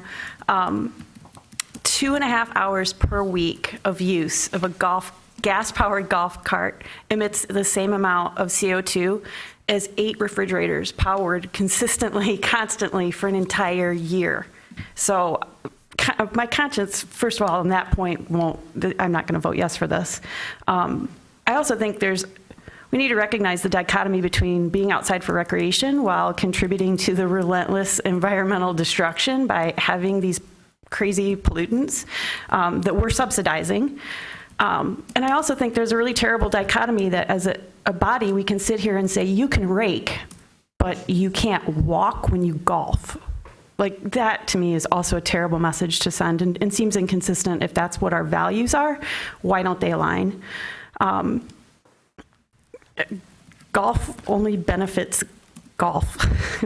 We're going to lose money, and what we heard, I think, loud and clear in this memo, in these discussions, is we can't even afford the parks that we have. And so I think that this is a terrible use of staff time to continue to pursue this, and to look at the economic benefits of it and to figure out a way to afford it. I just don't think that it's necessary, and I think that as a city park, it's taking more away from what we believe in and the values that we have in our budget than it brings in, and it's just not justifiable. Thank you. Councilmember Dish. I wanted to ask 2 questions of Mr. Delacourt. So the first question is, I wondered if you could give us just a couple of words about some of the other needs of the parks system that for now would make electrification of golf carts a lower priority. And then my second question is it too late to make sure that the comprehensive plan team considers what we might want to do with our golf courses, and in particular in reference to our 20-minute neighborhood goals? Because it is true that Leslie Park makes it very difficult for people who live on our side of town to get to the services that they need, and the residents who live off of Leslie Park are sometimes frustrated by the fact that they can't use it as fully as they would like to because it's being used as a golf course. I know these things I'm not asking for us to change those. I'm asking if it's still possible to get the comprehensive plan team to consider what we might do with them, other than what we're using them for. Sure. Second question first. Yes. I'll relay that to the group that's doing the comp plan. I think the consideration and the desire of council to have that comp plan make some significant recommendations regarding housing and how to increase housing density in the city was heard loud and clear with the resolution that approved the contract.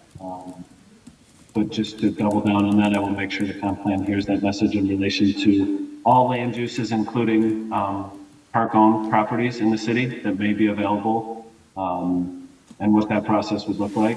The first question is, and I would be remiss to say if, Parks has been a willing and grateful participant in the electrification of the fleet at every opportunity, not just the electrification of the fleet, but the meeting of the A2 goals across the city.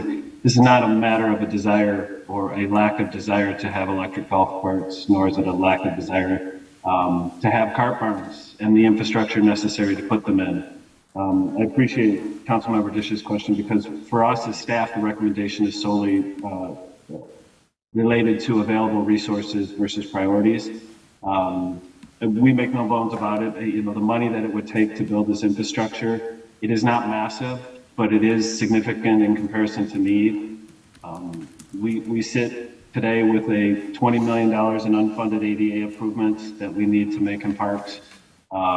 We have significant issues with other physical infrastructure related to facilities that need to be repaired, just to keep the current operations going.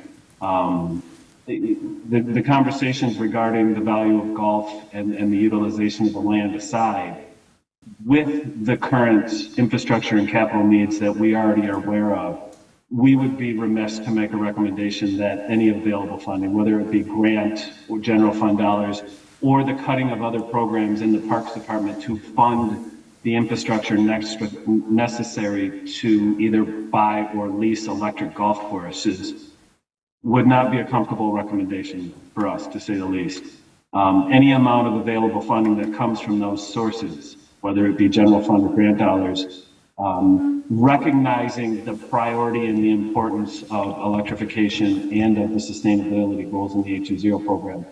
We still feel strongly that the needs of the existing infrastructure outweigh those needs as far as available resources.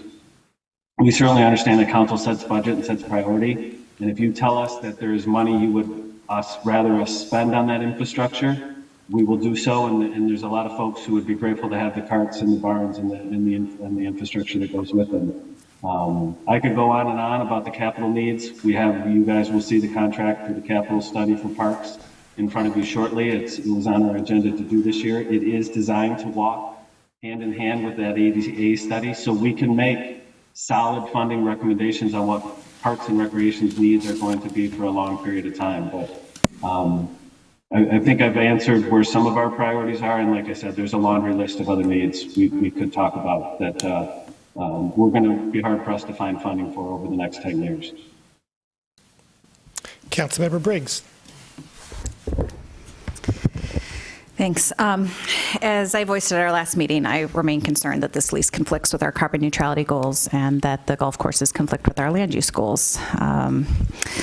I also recognize that parks, as we just heard, are faced with significant capital improvement needs. And so I believe that Parks rightly noted that the investment in facilities for charging vehicles wasn't aligned with our goals and didn't raise that up. I am continue to be concerned and a bit frustrated that staff brought us this lease without the planning background behind it that I think it deserved.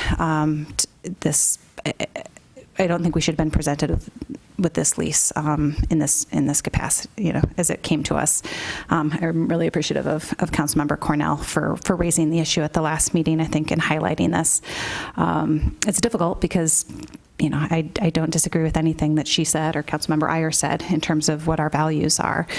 But I also agree with Councilmember Redina in the sense that I don't believe that this vote should be our proxy vote for closing the golf courses. I think that we should approach that thoughtfully and appropriately.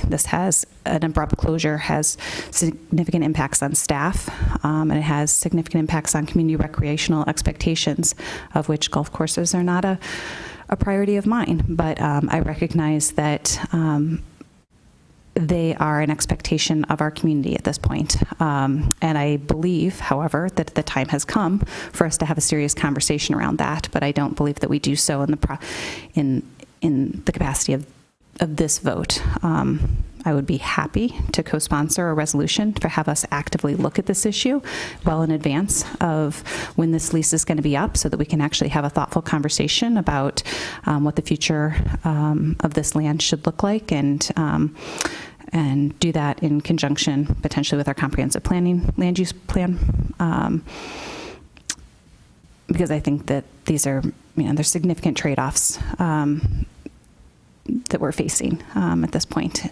So unfortunately, I will reluctantly continue to vote for approval of this lease, despite my significant discomfort with it. But I hope that we can have a serious conversation around the future of golf courses. Councilmember Redina. Thanks. At this point, mostly ditto to what Councilmember Briggs just said. I have started having some of these conversations with staff, as I've shared with some of you, and as staff knows. Golfing is also not a priority of mine. I think urban golf courses are a terrible land use, in particular. But this is not pulling an agenda item that started as a contract on the consent agenda and turning it into a vote to shut down our golf courses is not, in my view, the appropriate way to move us forward on this conversation. This is a conversation that warrants a community discussion. It warrants, frankly, if there is any use other than a parks use, it requires a vote of the people. And so having that conversation is something I am open to. We should then ask PAC to have that conversation, but we shouldn't shut down our golf courses through denying a contract right before the golf season begins. And so that's why I will vote to move this forward. It is it is not because I necessarily believe that this is the best use of this land, but rather because this is not the way to make a land use decision. Councilmember Song.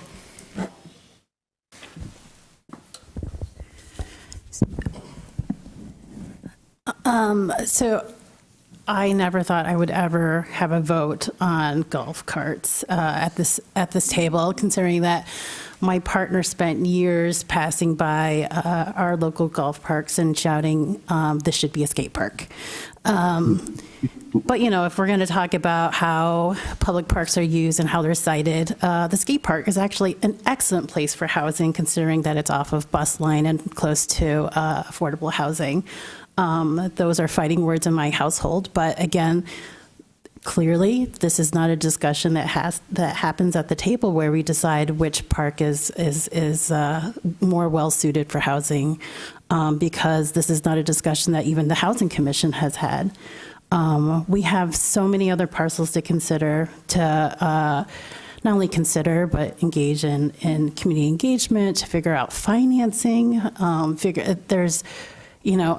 unless there's a private developer who's coming forward that I don't know of, ready to develop here on Hills Golf Course, we have a golf course. As someone who will never golf, I represent an area with a lot of golfers. And these are the realities of this table where, I think we can have different discussions at the same time, but this discussion is actually not on housing, it's on golf carts of all things. And I'm hesitant to close down, Leslie Park Golf Course apparently is voted the top municipal golf course in the state. Weirdly enough, our high schools have golf teams, and golf is a benefit, a quality of life issue for some residents here. So I appreciate Councilmember Rodina bringing this up, and I appreciate Councilmember Erica Briggs for bringing up the idea that we can take a look at land use, but probably not on this vote. Councilmember Iyer. Thank you. I'll be very brief. This is a vote on golf carts, and just like I voted against gas-powered leaf blowers, I'm going to vote against gas-powered golf carts. We'll just leave it at that. Councilmember Ackman. So I think we've established that we're not a council of golfers. So I want to add to that. We have really ambitious A20 goals, and I think as a city we're accomplishing a lot, and that includes parks, and we know we can't accomplish everything all at the same time. In fact, we've had several things come across this table that have gone through Green Fleet's review and ultimately have decided to recommend the gas one because the electric either wasn't available or it was prohibitively expensive, such that we couldn't purchase it.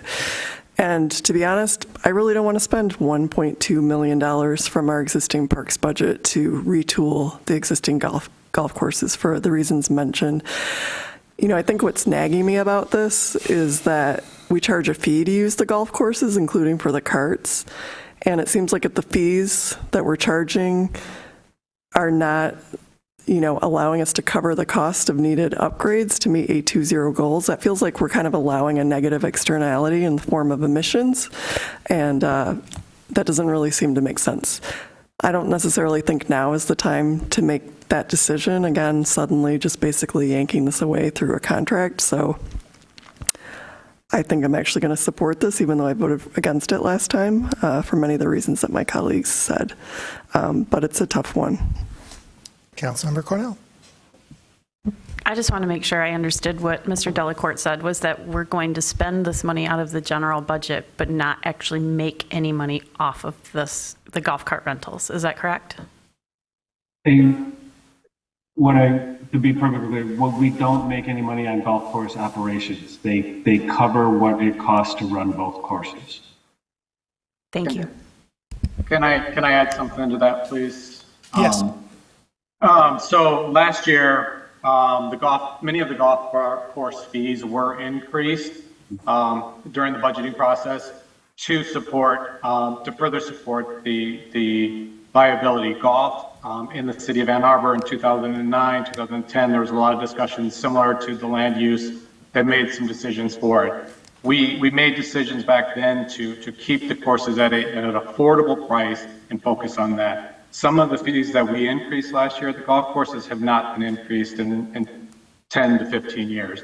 And so we've been slowly trying to catch up on some of that. Our goal with the increase of golf that we have seen during the pandemic and post-pandemic have allowed us to move closer and closer to that break even or making money at Leslie, as well as with the renovations that took place at Huron Hills, so the stormwater, that reduced our ability to make some of the fees that we would expect. So I anticipate us continuing to move closer with the golf courses, and the fees that were approved last year were designed to help support the golf courses, the golf carts increases, and make them more viable for us moving forward. So not enough of our facilities break even, but the golf courses continue to move closer to that point, and we strive every day to be closer with that. Yeah, I think it's fair to say this conversation, we are aware of this taking place. The capital study that's being done, the ADA study that was being done, it is our intent to evaluate all of the city's parks and recreation opportunities and bring forward hopefully by next budget year, a plan that improves the fiscal solvency of the Parks and Operations and Recreation Department as a whole. That will include evaluation of fees. We would anticipate an evaluation of all the parks and land to determine if it is being optimized and utilized in its best way to meet council's goals, and that's including housing. And probably that evaluation wouldn't be limited to just the golf course properties as well. It wouldn't make any sense if we didn't take a complete and holistic look at that as far as the availability of land to meet those housing needs and to help the financial situation of parks. That will also include, if we go forward with golf courses and it's determined that those will be here and part of the city's Parks and Recreation Departments, a consideration of raising fees to cover the cost to electrify the golf carts would certainly be a part of that. But we believe before changing the fees to cover that cost, it's important to ensure that that is the long-term goal and the long-term recommendation as far as land use for those spaces. And just one last thing to add with that, the golf cart fees cover the lease, which is in the general fund. Majority of our projects come out of the parks millage. So the playgrounds, the Gallup Bridge, what we're going to do at West Park, that's all coming out of the parks millage, which is for capital projects is about $2 million a year. So there we are covering the cost of the lease. What we can't cover with general funds and the fees at this point are the increase of projects at the golf courses there. Thank you. Further discussion? Councilmember Song. We had approved the Parks and Recreation Open Space Plan, and in reviewing that, we do talk about how many of our facilities are expensive to maintain, how they're funded and supported through our millages. Golf is one of several offerings that we provide here in the city. The pools are also difficult to maintain and expensive to maintain, but given that there are so many private facilities, Racket Club, every neighborhood has Orchard Hills Athletic Club, Forest Brook. You can name in every neighborhood a private pool that requires some membership. But I think we could be really proud of the city of Ann Arbor to provide pretty extensive public offerings for folks, that it's accessible, that we can program with summer camps, that we can program for youth, and not have to rely on nonprofits to do this work, although we do partner with both Leslie Science and Nature Center and Community Action Network on park facilities. So I just want to point out how the lengths that our park staff goes to make sure that we do use our parks facilities and offerings in support of public needs pretty consistently in competition with other facilities that are private and restricted and not open to the public. Further discussion?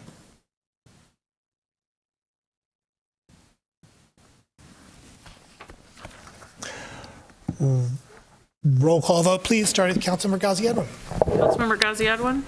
Yes. Mayor Taylor? Yes. Councilmember Iyer? No.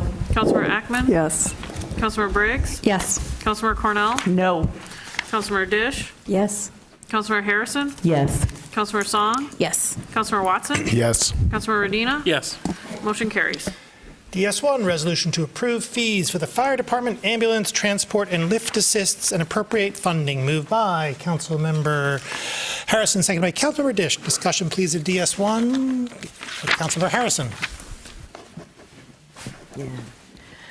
So I just wanted to thank Chief Kennedy for his swift action and openness to dialogue. In response to concerns raised by several of us on council, CODI's chair, and others in the community, Chief Kennedy swiftly took action by consulting with CODI and followed their recommendations, leading to a decision to charge only businesses for lift assistance. I appreciate Chief Kennedy's immediate and effective response, which not only addresses the dignity of and financial burdens on residents with disabilities, but also highlights the importance of living by the disability community's credo of nothing without us. So thank you. I think he's here. Councilmember Ghazi Edwin. Thank you, Mayor Taylor. I also just want to second what Councilmember Harrison expressed, and I want to thank Chief Kennedy for coming to the CODI meeting and working with us and listening to some of our concerns about passing on these fees to our most vulnerable, and reaching, a better alternative. So I want to thank you for doing that. To that end, perhaps an amendment? Yes. I would like to make a motion to introduce a substitute resolution. So the resolution that's presently yes. on Legistar to substitute for the existing resolution. Yes. Is there a second? Seconded by Councilmember Medina. Councilmember Ghazi Edwin.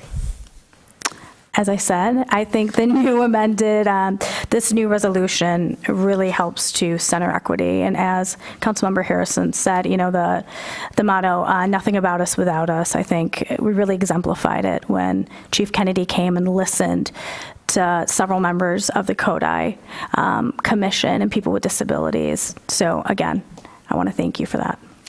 Is the amendment friendly to the body? Amendment is friendly. Further discussion than the main motion is amended. I'd like to, pile on the gratitude to Chief Kennedy and to the folks on CODI. It's crucial that we all work together to ensure that city services are efficient, well maintained, and properly costed and cost recovered when and as appropriate. And certainly asking care providing facilities to do so is the right and proper thing, and I appreciate that in this context we are continuing to provide the service to individuals per the resolution. And so I think it's a good it is a good landing place all around, and I'm grateful for Chief et al. Councilmember Briggs. Sorry, I did think of one question, if you don't mind.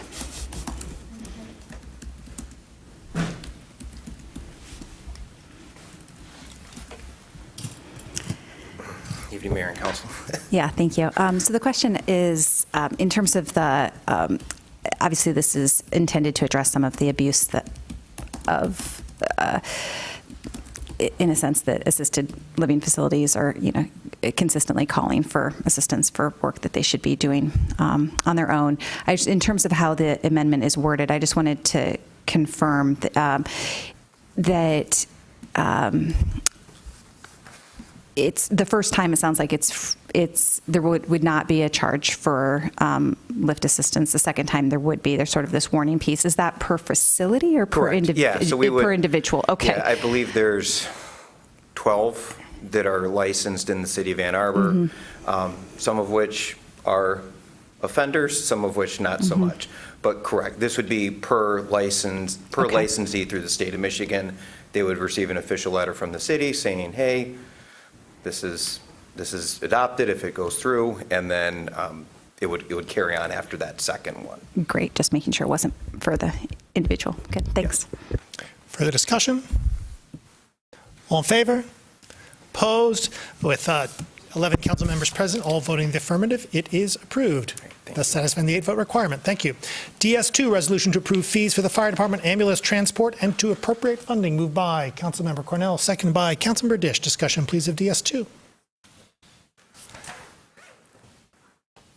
I'd just like to say that I'm grateful to Chief and to the service for providing this function. It is something that we are doing additionally to ensure and better provide for the safety of residents and community members. The ambulance service the transport service has proven successful, and I'm glad to see that it is now being further professionalized by this measure. Not to suggest that the individuals doing it are not professionals. I mean, oh, good Lord, I think you all know what I mean, but I'm glad we're doing it. Further discussion? All in favor? Opposed? With 11 council members present, all voting in the affirmative, it is approved. Ms. Cord, do we have the pleasure of a closed session today? Not tonight, no thank you. We have before us the clerk's report of communications, petitions, and referrals. May I have a motion, please, to approve the clerk's report, moved by Councilmember Cornell, second by Councilmember Ackman. Discussion of the clerk's report. Councilmember Briggs. I know. Yeah, I know. Just wanted to note that I just wanted to thank Molly Kleinman, who's resigning from the Transportation Commission. As I serve as liaison there, she's served well and appreciate her service. Further discussion. Councilmember Song. I'll add that Molly Kleinman is now the new AADL president of the board, president of the AADL Board of Trustees. So although she won't be spending time on our Transportation Commission, she's seeing to the good work that the library does. Further discussion? All in favor? Opposed? It is approved. We have communications today from our city attorney. No, thank you, Mayor. We have, in the absence of public comment overflow, may I have a motion to adjourn, please? Moved by Councilmember Dina, second by Councilmember Dish. Discussion? All in favor? Opposed? We're adjourned.